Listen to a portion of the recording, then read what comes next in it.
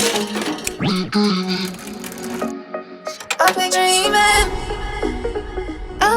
there guys, welcome back to another video. So today we're going to be taking a look at the Xiaomi Mi Neckband Bluetooth earphones, and I'm not really a fan of the Neckband earphones, but these actually look very nice. We're also going to be taking a look at some hybrid earphones that I have here, but first let's dive into the Xiaomi Mi Neckband earphones. It comes with extra earbud pieces to get the right fit for your ears. The earphones has a very slick and premium build quality. The band that sits on your neck is soft and very flexible. The cord that attaches to the earbud pieces are not retractable, so they will always be hanging on your neck. The back of the earbuds are magnetic, so you can wear it as a necklace when not in use. The neckband isn't as thick as I'd imagined it would be. It actually sits comfortably on the neck and it's very lightweight with a slick profile.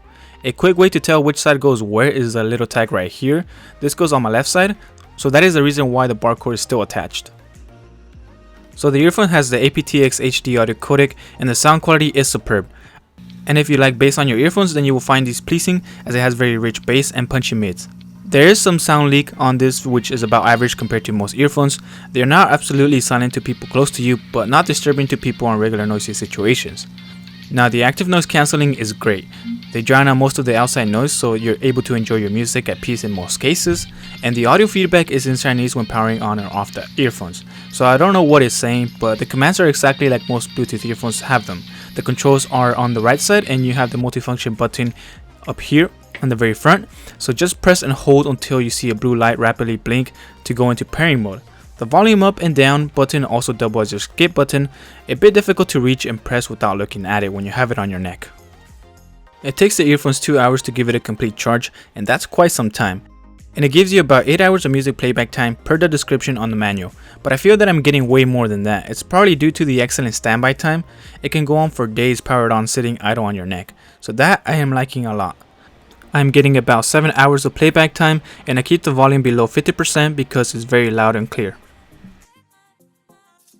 These earphones are not designed to stay in your ear while running, but if you really want to use them while you go for a jog, you will find that they slide out pretty easily after a couple of minutes, depending on how fast you're jogging.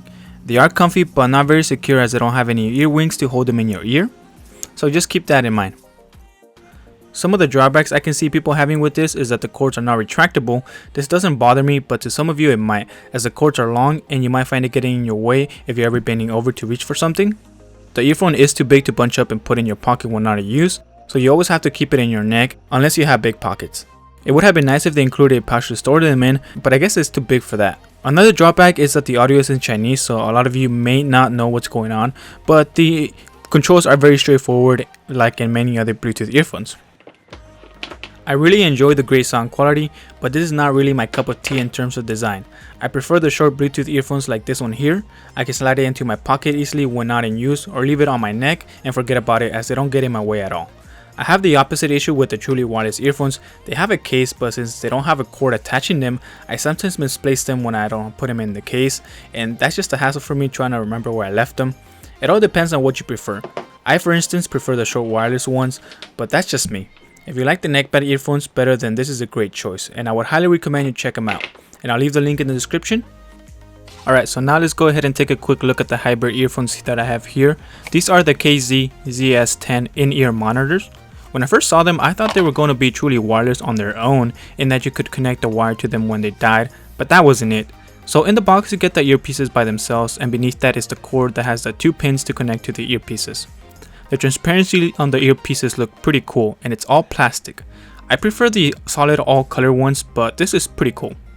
The reason for why you can remove the cable is because you can upgrade the cable to something better.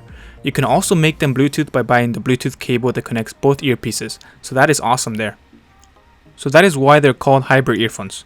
The cable that it comes with gets tangled really easily, and it's a pain to untangle. Now the earpiece is quite large, but it does sit well in my ear. You have the flexible cord that you can loop around your ear to help the earphone stay in place. The sound is very good, and these are for audiophiles out there. It has 5 drivers on each earbud and 4 balanced armatures in each earbud, as well as 1 dynamic driver. I used them while editing this video and I really liked it. Alright, so that concludes today's video. Thank you all for watching. Leave a like if you enjoyed the video and subscribe to stay tuned on my latest video, and I'll talk to you on the next one.